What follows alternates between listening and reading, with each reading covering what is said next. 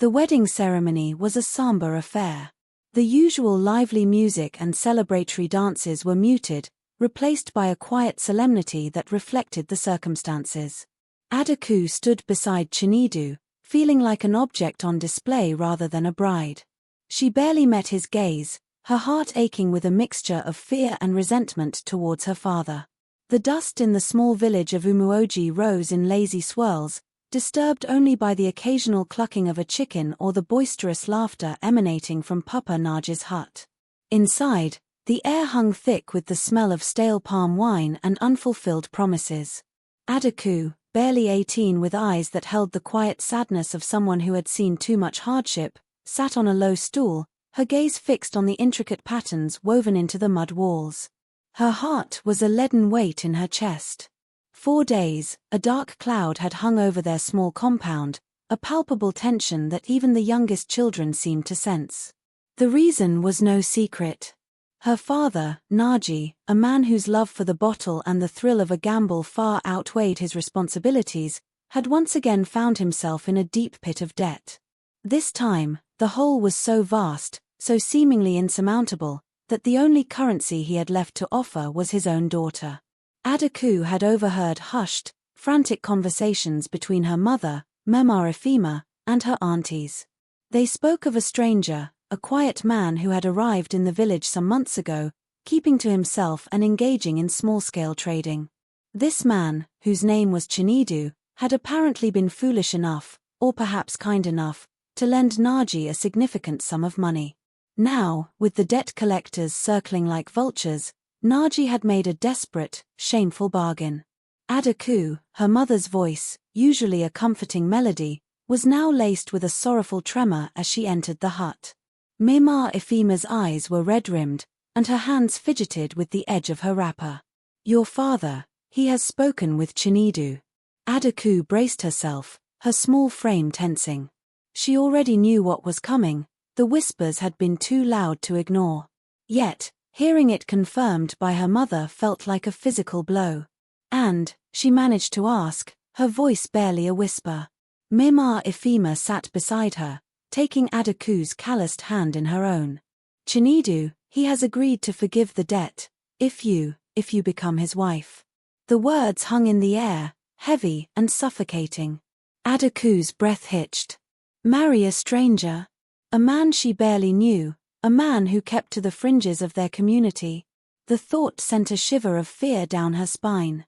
Marriage in their village was usually a joyous occasion, a union between families, a celebration of love and shared futures. This felt like a transaction, a repayment of a reckless man's foolishness. But Mama, Adaku stammered, tears welling in her eyes. "I don't know him. We have barely spoken." "I know, my daughter, I know," Mema Ifema sobbed, pulling Adaku into a tight embrace. "Your father, he was drunk, out of his mind.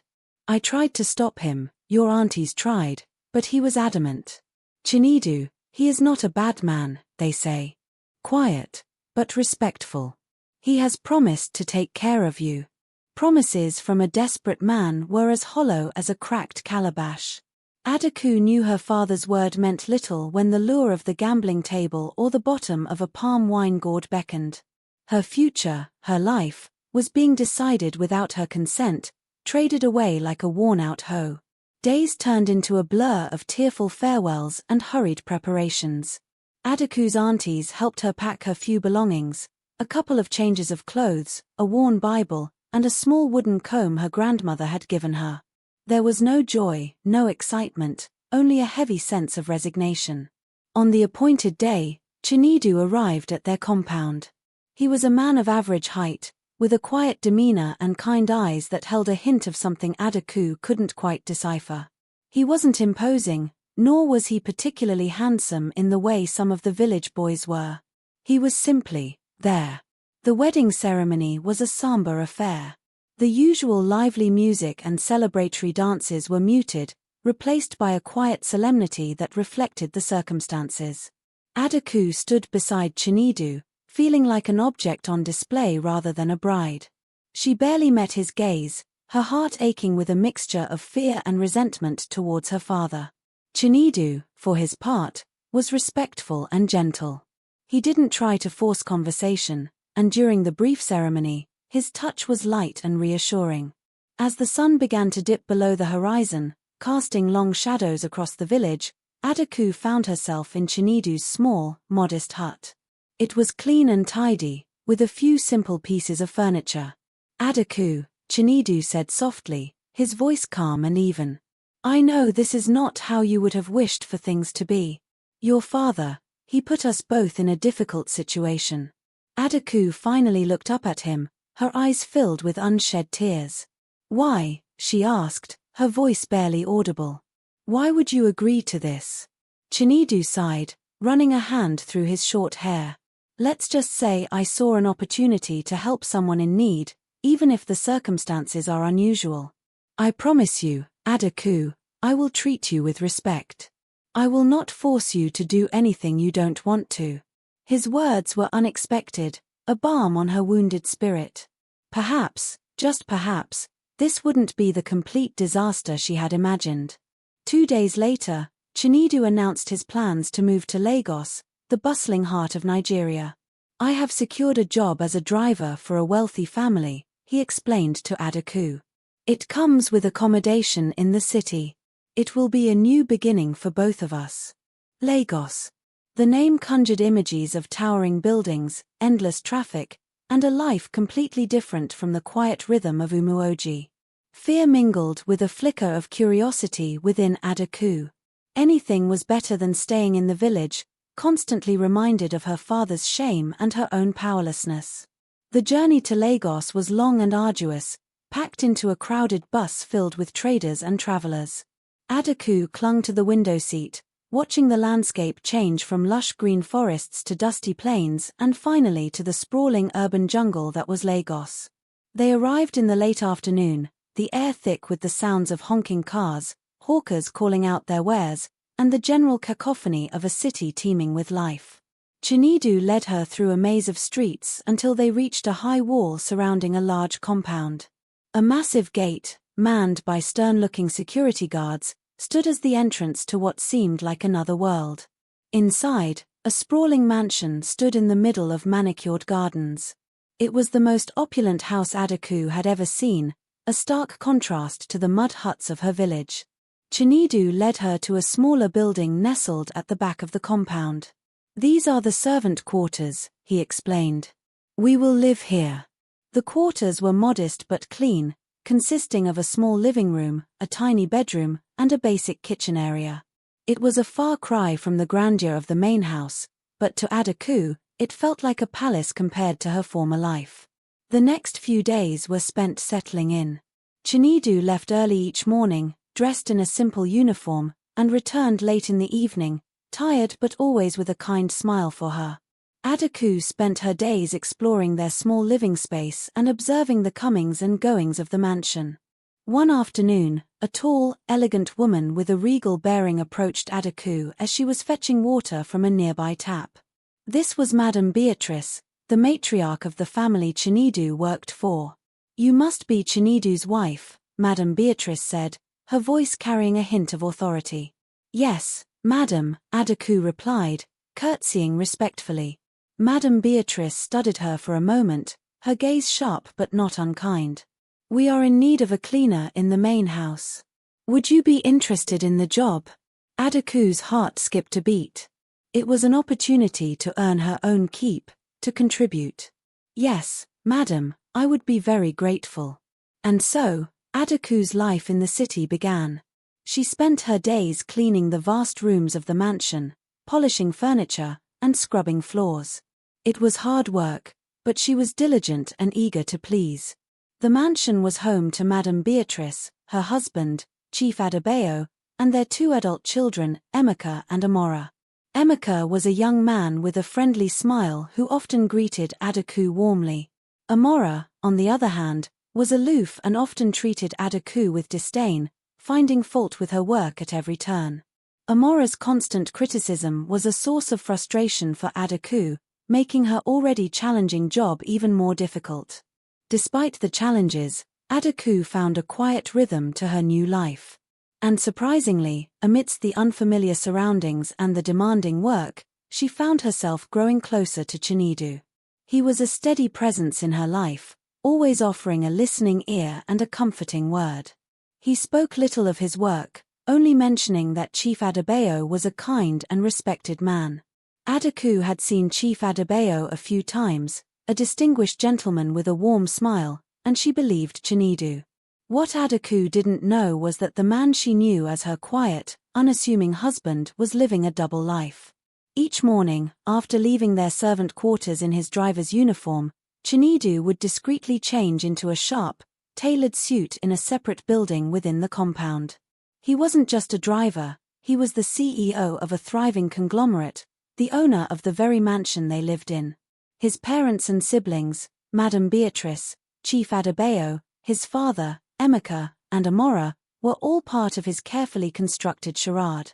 He had orchestrated this entire scenario, wanting to find a woman who would love him for who he was, not for his immense wealth. He had seen too many gold diggers in his life, women who were only interested in his money. He longed for genuine connection, for a love that was pure and untainted by his privileged background. And so, every evening, Chinedu, disguised once again as the humble driver, would bring the boss, his own father, home, the man Adaku knew as Chief Adebayo. Adaku would often offer them water or a snack, completely oblivious to the intricate web of deception that surrounded her. She was simply a naive village girl, trying to make the best of a life that had been thrust upon her, slowly finding an unexpected solace in the arms of the man she had been forced to marry. The bustling city of Lagos held secrets she couldn't even begin to imagine, and her life was about to take a turn she could never have foreseen. Adaku's days quickly settled into a rhythm dictated by the needs of the sprawling mansion. She woke before the sun painted the Lagos sky with hues of orange and pink, preparing a simple breakfast for herself and Chinedu before he left for his driver duties. Once he was gone, she would make her way to the main house, her cleaning supplies clutched in her hands, a mix of apprehension and determination swirling within her. The sheer size and opulence of the mansion still took her breath away. Each room was a testament to a level of wealth she had only ever dreamed of. Gleaming marble floors reflected the sunlight streaming through enormous windows draped with heavy, luxurious fabrics. Intricate carvings adorned the furniture, and paintings in ornate frames hung on the walls, depicting scenes and people she couldn't quite understand. It felt like stepping into another world, a world so far removed from the dusty simplicity of Umuoji. Her tasks were numerous and varied. She dusted the delicate figurines that lined the shelves, careful not to break them. She polished the silverware until it shone like 1,000 tiny suns. She swept and mopped the vast expanse of the floors, her arms aching by midday. The work was physically demanding, but Adaku approached it with a quiet diligence, her village upbringing instilling in her a strong work ethic.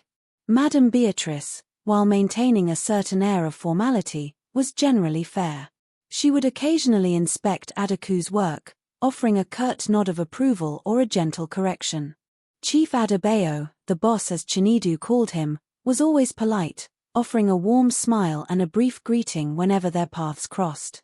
He seemed like a kind and generous man, and Adaku felt a sense of gratitude towards him for giving her husband a job. Emeka, the younger son, was a breath of fresh air amidst the sometimes stiff atmosphere of the mansion.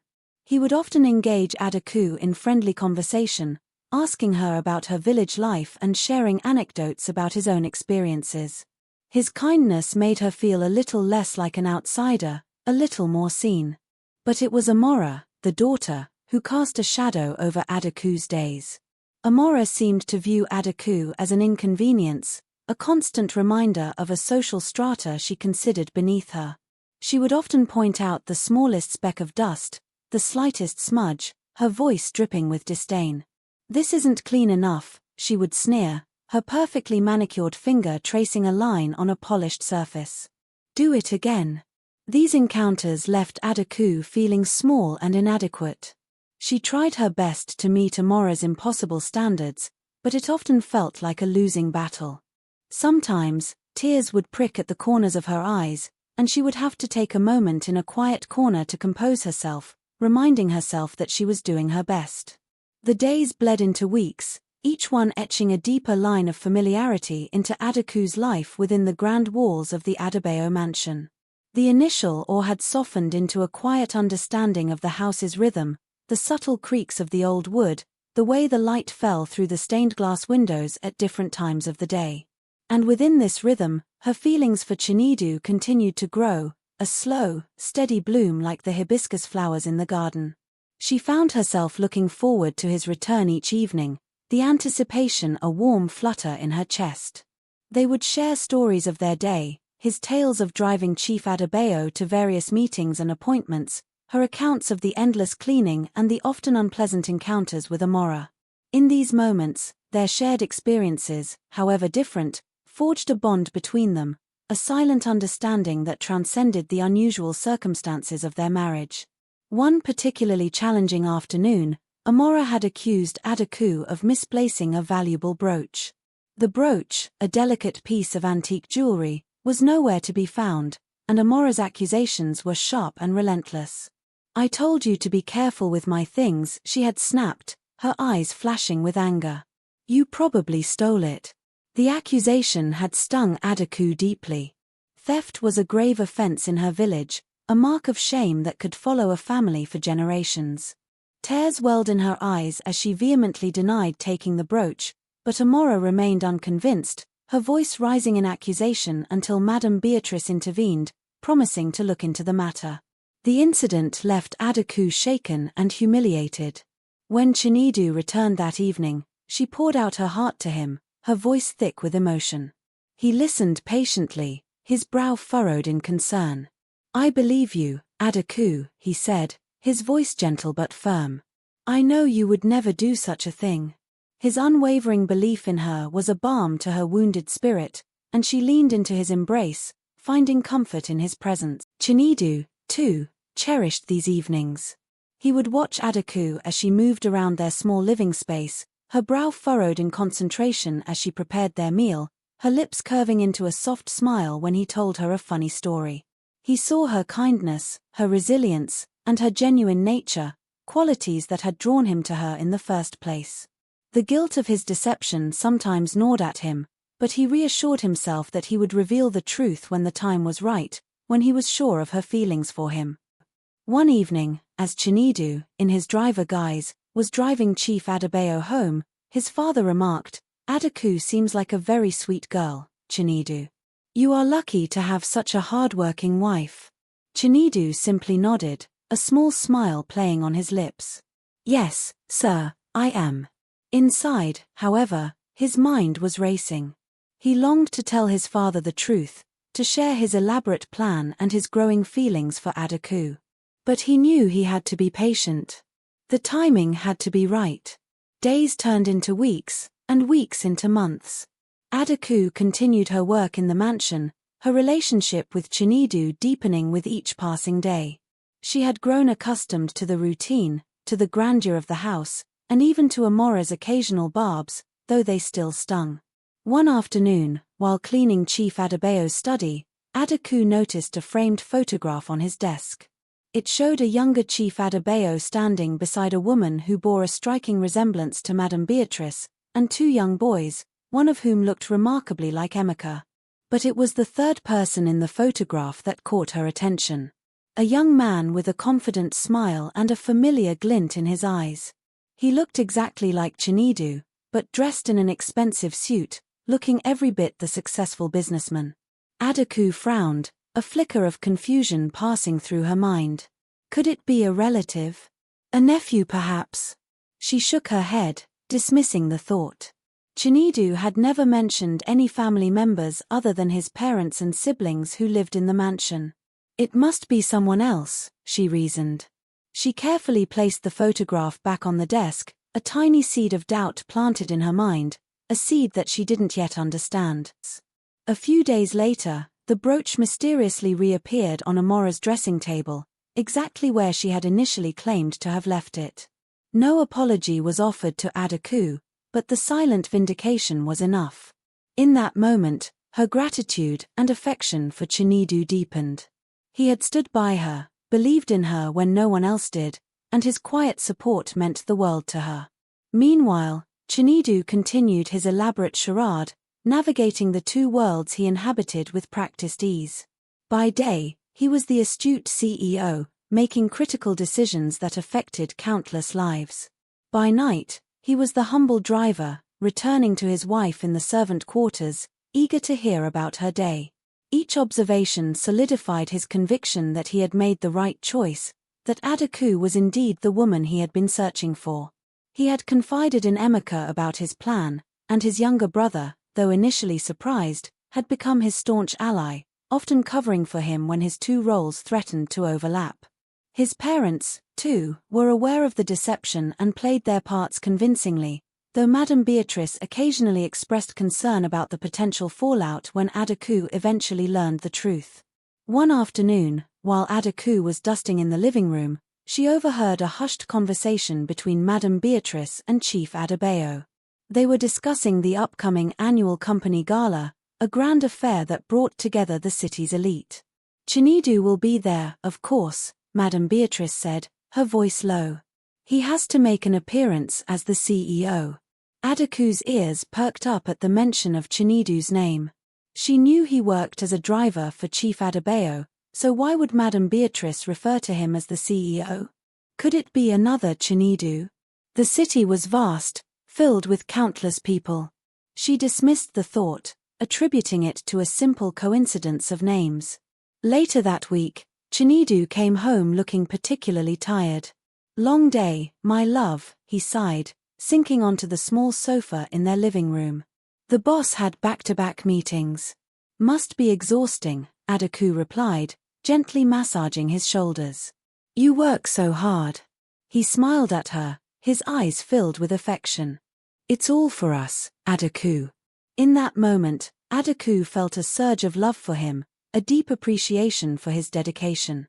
She leaned down and kissed him softly on the lips, a simple gesture that spoke volumes of her growing feelings.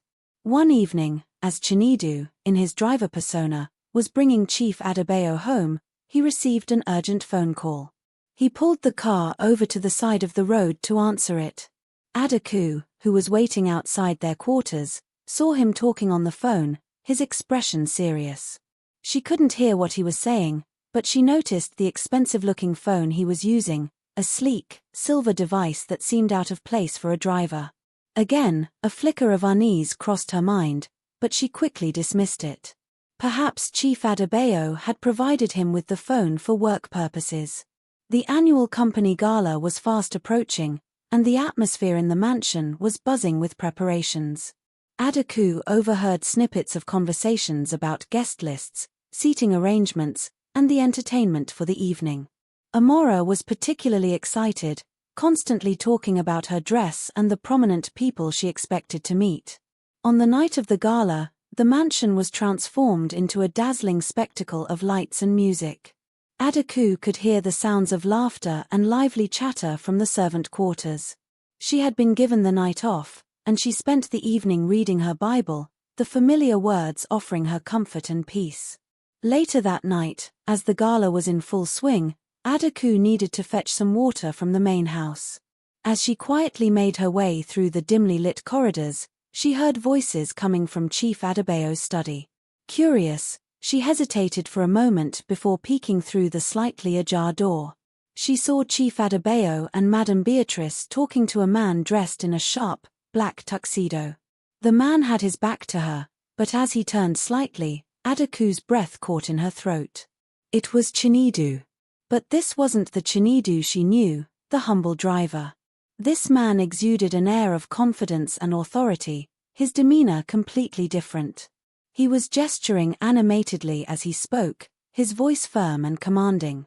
Adaku's mind reeled. What was going on? Why was Chinedu dressed in a tuxedo, talking to his boss and Madame Beatrice in such a manner? Could he have another job she didn't know about? A wave of confusion washed over her, followed by a prickle of suspicion. Before she could process what she had seen, she heard footsteps approaching. Panicked, she quickly retreated back to the servant quarters, her heart pounding in her chest. She lay in bed that night, her mind racing, the image of Chinedu in the tuxedo replaying in her head. The pieces didn't fit. The quiet driver she knew, the man who always seemed so tired after a day's work, didn't seem like the confident, assertive man she had glimpsed in the study. Could there be more to Chinedu than he had let on? The thought both intrigued and frightened her. She tried to push it away, reminding herself of his kindness and the growing affection between them. But the seed of doubt had been planted, and it began to take root, casting a shadow over her newfound happiness. The whispers in the corridors of the mansion, the glimpses of a life she didn't understand, were slowly starting to unravel the carefully constructed reality she had come to accept. The truth, she sensed, was closer than she could ever imagine. Sleep offered little respite to Adaku that night. The image of Chinedu in the elegant tuxedo, his confident demeanor a stark contrast to the humble driver she knew, played on repeat in her mind. It was like seeing a familiar face on a stranger's body, an unsettling dissonance that refused to fade. The next morning, Chinedu was his usual self, perhaps a little more tired than usual, but still the same gentle and unassuming man she had come to care for. He asked about her sleep, and she mumbled a vague reply, not wanting to reveal her confusion just yet. She watched him closely as he ate his breakfast, noticing the way he held his cup, the familiar curve of his lips when he smiled. Could this man, the one sitting across from her in their small servant quarters, really be the same imposing figure she had seen in Chief Adebayo's study? It seemed impossible, yet the image was so vivid in her memory. Throughout the day, as she went about her cleaning duties, Adaku found herself more attuned to the conversations around her. She listened intently whenever the family mentioned Chinedu, hoping to find a clue, a piece of information that would explain what she had seen. Amora, still basking in the afterglow of the gala, recounted the events of the evening to her friends over the phone, her voice laced with excitement. Adaku overheard snippets of her conversation. The CEO was so charming, everyone was vying for his attention, he even danced with Mama. There was no mention of Chinedu, which Adaku found both reassuring and perplexing. If Chinedu was just a driver, he wouldn't have been at such a high-profile event in that capacity. Later, while cleaning Madame Beatrice's room, Adaku heard her speaking to Chief Adebayo on the phone. Chinedu handled the presentation flawlessly, the board was thoroughly impressed. Again, the same name, but the context was all wrong. A driver giving presentations to the board of a company? It made no sense. Adaku's confusion deepened with each passing hour. Was there another Chinedu who worked for the family? It seemed unlikely that two people with the same name would hold such vastly different roles within the same household. When Chinedu returned that evening, Adaku tried to broach the subject indirectly. The gala must have been a grand affair, she said casually as they ate their dinner. Did you have to work late? Chinedu nodded, his eyes slightly shadowed. Yes, it was a long night. Lots of cars to park and people to ferry around. His answer was plausible, but Adaku couldn't shake the feeling that he wasn't telling her the whole truth. Madame Beatrice mentioned the CEO earlier, she continued, trying to sound nonchalant. She said he was very impressive. Chinedu's hand paused mid-air as he was about to take a bite of his food. He looked up at her, his expression unreadable for a fleeting moment before he smiled faintly. Oh, yes, Mr. Adebayo's son, Emeka, is the CEO of one of their companies. He's a very smart man. Adaku frowned slightly. She was sure Madame Beatrice had said Chinedu, not Emeka. But she didn't press the issue, not wanting to reveal her eavesdropping. The next day, Adaku's suspicion grew stronger. She was cleaning Chief Adebayo's study again when she noticed a framed photograph on the bookshelf, tucked away behind a stack of books. She carefully pulled it out. It was a group photo, seemingly taken at a formal event. In the center stood Chief Adebayo and Madame Beatrice, flanked by Emeka and Amora. And standing proudly beside them was the man she knew as Chinedu, dressed in the same black tuxedo she had seen him in, his arm around Madame Beatrice's waist, a confident smile on his face. He looked every bit the part of a successful, well-respected individual. Adaku's heart pounded in her chest. There was no mistaking it. It was him. But why was he in this picture, looking like a member of the family, if he was just their driver? The lie, whatever it was, felt heavy and suffocating. That evening, Adaku waited for Chinedu with a mixture of anticipation and dread. She needed answers, but she wasn't sure she was ready for what she might discover. When he arrived, he seemed even more tired than usual. "Rough day at work," he mumbled, loosening his tie. Adaku took a deep breath. "Chinedu," she began, her voice trembling slightly. "Who are you?" He looked up at her, his eyes widening in surprise. "What do you mean, Adaku? I am your husband." "I know that," she said, her voice rising slightly. "But what else are you? I saw you at the gala, in a tuxedo, talking to your parents like you were one of them." Chinedu's face paled. He opened his mouth to speak, but no words came out. "And this," Adaku continued, holding out the photograph she had found. "Who is this man?" Chinedu's gaze fell on the photograph, and a look of resignation washed over his face. He sighed deeply, running a hand through his hair. "Adaku," he said softly, his voice filled with a mixture of regret and hope. "There is something I need to tell you. Something I should have told you a long time ago." He took her hand and led her to sit on the small sofa.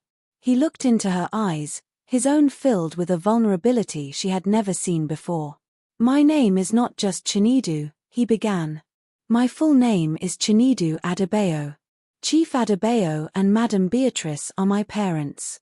Emeka is my brother, and Amora, well, you know Amora is my sister." Adaku stared at him, her mind struggling to process the enormity of his revelation. The driver, the humble man she had married, was actually the son of the wealthy family she worked for, the brother of the difficult Amora, the CEO Madame Beatrice had spoken of. It was almost too much to comprehend. But why?" she stammered, tears welling in her eyes. "Why would you pretend to be someone you're not? Why would you marry me under false pretenses?" Chinedu took her hands in his grip firm but gentle. "Please, Adaku, let me explain.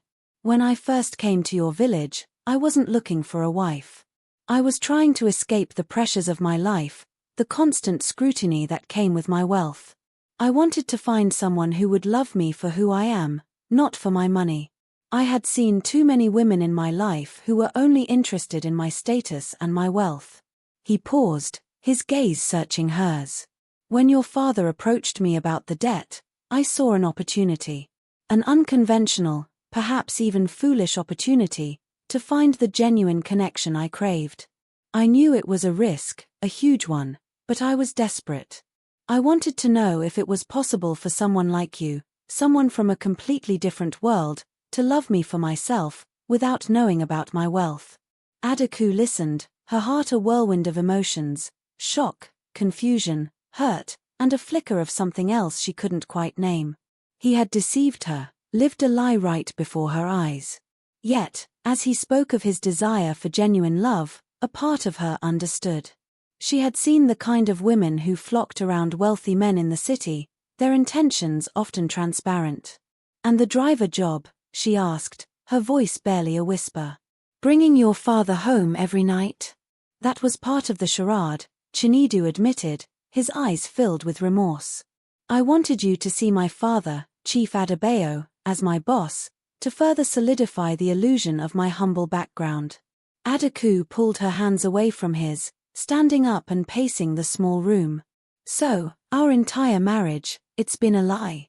"No, Adaku, no," Chinedu exclaimed, standing up as well. "My feelings for you are real. From the moment I met you, I was drawn to your kindness, your strength, your genuine heart. I have grown to love you deeply, Adaku. This deception, it was wrong, I know that now. But it came from a place of wanting something real, something true." He stepped closer to her, reaching out to touch her arm, but she flinched away. "And what about your family? They knew all along?" "Yes," he admitted.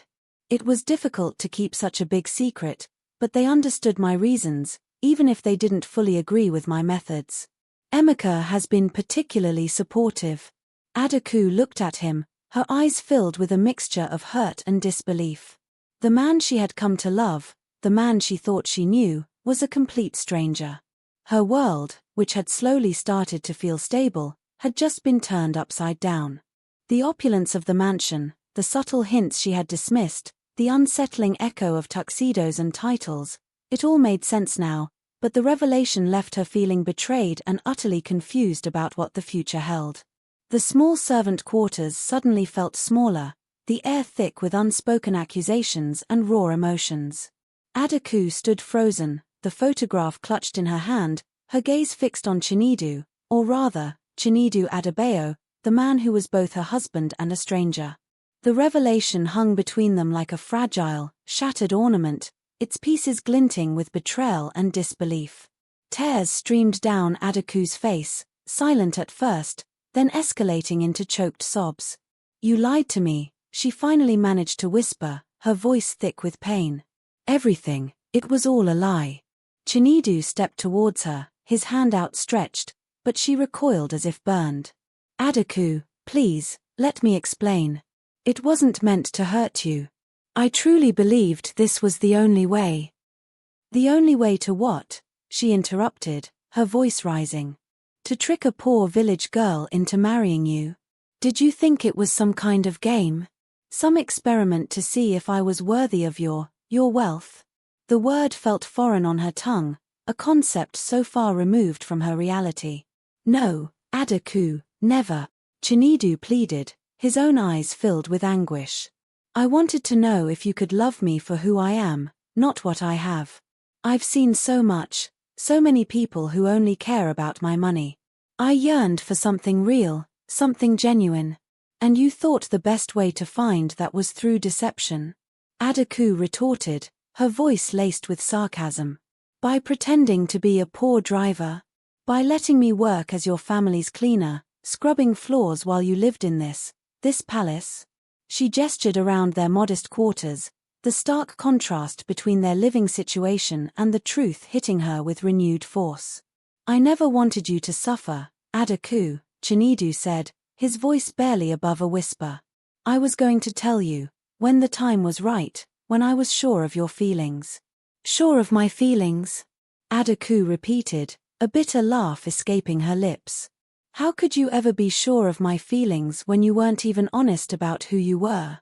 Everything I thought I knew about you, about us, is now tainted. How can I trust anything you've ever said?" She turned away from him, her shoulders shaking with sobs. The pain of his betrayal was a sharp, agonizing wound, deeper than any she had ever experienced. She had started to love him, to trust him, to see a future with him. And now, that future felt like a mirage, built on a foundation of lies. A gentle knock on the door interrupted their tearful confrontation. Madame Beatrice entered, her face etched with concern. Chief Adebayo and Emeka stood behind her, their expressions somber. "Adaku, my dear," Madame Beatrice said softly, approaching her cautiously. "We are so sorry for this." Chinedu's methods were unconventional, but his intentions were pure. "Pure?" Adaku scoffed, turning to face them. "He lied to me. He let me live like a servant in his own house while he pretended to be a poor driver. How is that pure?" "He was afraid, Adaku," Chief Adebayo interjected, his voice calm and reassuring. "Afraid of being judged for his wealth, afraid of not finding genuine love. He has seen too much insincerity in his life." Emeka stepped forward. "Adaku, please believe me when I say that Chinedu has grown to care for you deeply. We have all seen it. This wasn't just some game to him." Adaku looked at their faces, each one reflecting a mixture of concern and guilt. They had all been in on the secret, watching her, knowing the truth while she remained blissfully ignorant. The feeling of being an unwitting participant in their elaborate charade was humiliating. "I need some time," she said, her voice flat. "I need to think." Madame Beatrice nodded understandingly. "Of course, my dear. We will give you all the space you need." She glanced at Chinedu, a silent message passing between them. Chinedu remained silent, his eyes fixed on Adaku, filled with a desperate plea for understanding. But Adaku couldn't meet his gaze. The hurt was too raw, the betrayal too deep. For the next few days, an icy silence descended upon the servant quarters. Adaku retreated into herself, barely speaking to Chinedu, her heart a heavy stone in her chest. She went through the motions of her cleaning duties, her mind a whirlwind of conflicting emotions. She replayed their past interactions in her head, searching for clues she had missed, moments where the truth might have been revealed. She remembered the expensive phone, the hushed conversations, the way Amora sometimes looked at Chinedu with a strange mix of annoyance and familiarity. Small pieces of the puzzle were now falling into place, but the picture they formed was one of profound deception. Chinedu tried to talk to her, to explain his actions, to apologize for the pain he had caused. But Adaku remained distant, her walls firmly erected. She couldn't reconcile the image of the kind, gentle man she had fallen for with the wealthy, secretive man he truly was. One evening, he found her sitting on the small porch outside their quarters, staring into the distance. He sat beside her, a respectful distance between them. Adaku, he began softly. I know I have hurt you deeply, and I don't expect you to forgive me easily. But please believe me when I say that my love for you is real. It grew from those first moments in your village, and it has only deepened since then. Adaku remained silent, her gaze fixed on the flickering lights of the city. I understand if you need time, he continued, his voice filled with a quiet sadness. Time to process everything, to decide what you want to do. I won't pressure you. But please know that I will always be here for you, in whatever capacity you will allow. His words, though sincere, did little to penetrate the wall of hurt surrounding Adaku's heart. The foundation of their relationship had been built on a lie, and she didn't know if it could ever be truly repaired. As the days passed, Adaku found herself observing the Adebayo family more closely. She saw the genuine affection they had for Chinedu, the respect they showed him. She witnessed his interactions with his employees, the way he commanded their attention and respect. It was clear that he was a man of power and influence, a far cry from the humble driver she had imagined. The contrast between his two lives was stark, and Adaku struggled to reconcile them. Was the quiet, unassuming man she had fallen for just an act? Or was that the real Chinedu, hidden beneath layers of wealth and expectation? One afternoon, Emeka approached Adaku while she was tending to the small patch of flowers outside their quarters. Adaku, he said gently, I know you're hurting, and you have every right to be. But please try to understand Chinedu's perspective. He has always been wary of people's intentions. He longed for a love that was not influenced by his wealth. And he thought lying to me was the answer. Adaku asked, her voice tinged with bitterness. He made a mistake, Emeka admitted. A big one.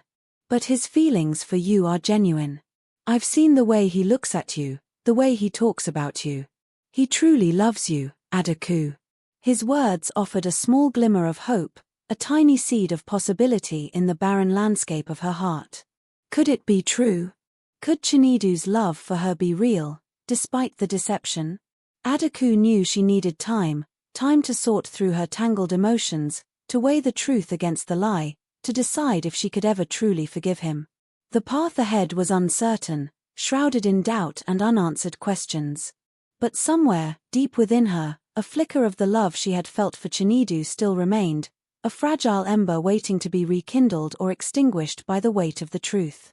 The coming days would determine the fate of their unconventional union, a union born of deception but potentially capable of blossoming into something real.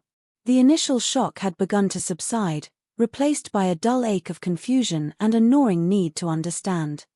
He would often leave small gestures, a cup of her favorite tea, a neatly folded piece of her clothing, small reminders of the care he had always shown her.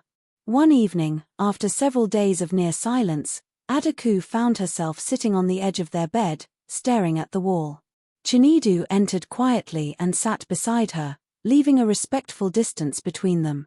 Adaku, he began, his voice soft.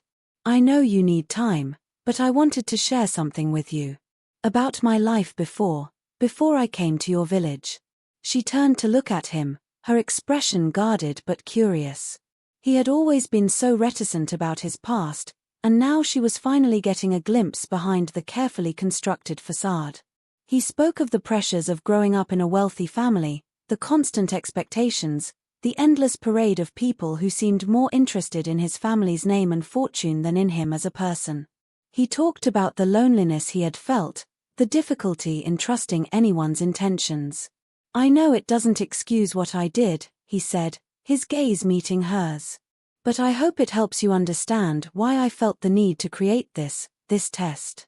I was desperate to find someone who would see beyond the wealth, the status, the expectations." Adaku listened intently, her initial anger slowly giving way to a flicker of understanding. "Why me?" she asked finally, her voice barely a whisper. "Why did you choose me?" Chinedu's eyes softened. "From the moment I saw you in the village, there was something about you, Adaku. A quiet strength, a genuine kindness that shone through. You were different from anyone I had ever met. And when the situation arose, it felt like a sign, a chance to see if my instincts were right." One afternoon, Amora approached Adaku in the garden, a rare occurrence. Her expression was surprisingly subdued. "Adaku," she said, her tone less abrasive than usual. "I know my brother has caused you a lot of pain. He can be foolish sometimes, despite his intelligence." Adaku remained silent, waiting for her to continue. "He has always been wary of people," Amora continued, a hint of vulnerability in her voice. "Our family's wealth has always attracted the wrong kind of attention. He truly believed he was doing what he needed to do to find someone genuine." She hesitated for a moment. "He loves you, Adaku. I can see it. And honestly, you're good for him. You're the most real person I've ever seen him with." Amora's unexpected words offered a different perspective, a glimpse into the family dynamics and the pressures Chinedu had been under. It didn't excuse his deception, but it added another layer to the complex situation. As Adaku learned more about Chinedu's life, she began to see the weight of his responsibilities, the constant scrutiny he was under. He wasn't just a wealthy man, he was the head of a large organization, a leader who had to make difficult decisions every day. The contrast with the simple life she knew was stark, and she wondered if she could ever truly fit into his world. The days that followed were a period of gradual adjustment and tentative steps towards rebuilding trust. Adaku and Chinedu began to communicate more openly, their conversations ranging from the mundane details of their day to the deeper, more complex issues of their past and future. Adaku found herself asking more questions about his life as the CEO, and Chinedu, in turn, showed a genuine interest in her thoughts and feelings, her memories of the village, and her aspirations for their life together. One morning, Chinedu surprised Adaku by suggesting she visit his company headquarters. "I want you to see what I do," he said, his eyes filled with sincerity. "I want you to meet the people I work with, to understand this part of my life that I kept hidden from you for so long." Adaku was hesitant at first. The thought of stepping into his world of corporate power and influence was daunting. She was just a village girl, a cleaner in his family's mansion. What would she say? How would she act? But Chinedu reassured her, promising to be by her side every step of the way. He spoke of his pride in her, his desire for her to be a part of all aspects of his life. His words, filled with genuine affection and respect, slowly chipped away at her reservations. The day she visited his company was an eye-opening experience. The headquarters was a sleek, modern skyscraper in the heart of the city, a world away from the dusty paths of Umuoji. She was introduced to his colleagues, men and women in sharp suits, who greeted her with polite curiosity and respect. Adaku was struck by the way they interacted with Chinedu, the deference in their voices, the way they looked to him for guidance. It was a stark reminder of the power and influence he wielded. Chinedu proudly showed her his office, a spacious room with panoramic views of the sprawling city. He explained some of the projects his company was involved in, his passion for his work evident in his voice. Adaku listened, trying to absorb this new reality, this life that had been hidden from her. As they spent more time together, Adaku began to see the genuine kindness and integrity that lay beneath the layers of wealth and secrecy. He was still the same gentle man she had fallen for, but now she was also seeing the intelligent, driven leader he was. Their relationship began to evolve, moving beyond the initial deception towards a more honest and balanced dynamic. Adaku found her voice, expressing her opinions and concerns freely. Chinedu, in turn, listened attentively, valuing her perspective and seeking her input. One evening, as they were discussing their future, Adaku voiced a concern that had been weighing on her mind. "What about my family?" she asked. "They think I married a poor man. They don't know anything about this." Chinedu took her hand. "I know, my love. It's time we told them the truth. We can plan a visit to Umuoji soon, and we can explain everything together."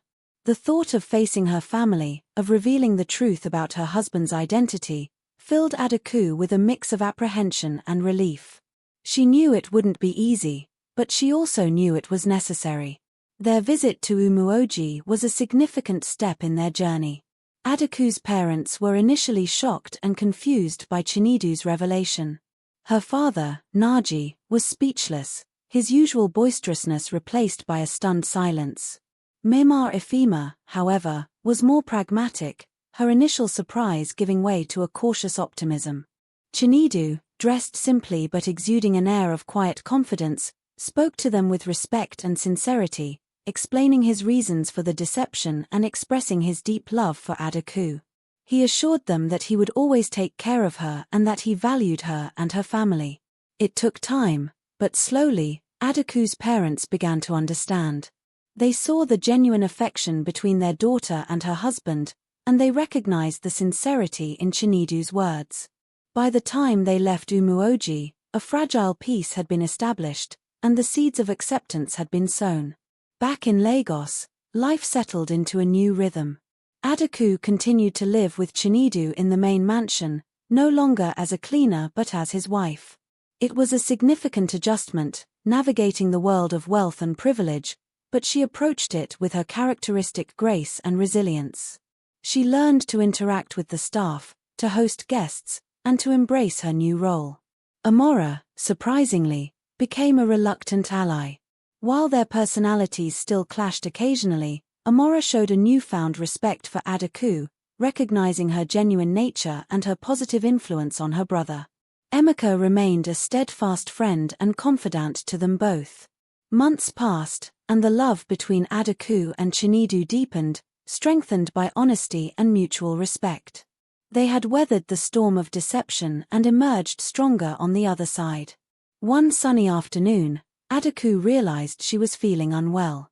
A visit to the doctor confirmed the joyous news: she was pregnant. The news filled their lives with an overwhelming sense of happiness and anticipation. Chinedu was overjoyed, showering Adaku with love and attention. He became even more protective of her, ensuring she had everything she needed. The prospect of becoming a father filled him with a profound sense of purpose. The months of pregnancy flew by, filled with excitement and preparation. Finally, the day arrived when Adaku gave birth to a healthy baby girl, a beautiful reminder of their unconventional love story. As Chinedu held his daughter in his arms, his eyes filled with tears of joy, he looked at Adaku, his heart overflowing with love and gratitude. They had started their journey under false pretenses, but their love had blossomed into something real and enduring. Life wasn't always easy. There were still challenges to navigate, differences to reconcile, but they faced them together, their bond strengthened by the trials they had overcome. The poor village girl had found her own kind of happily ever after, a love story that defied expectations and proved that genuine connection could blossom even in the most unlikely of circumstances. Please like and subscribe for more enjoying tales.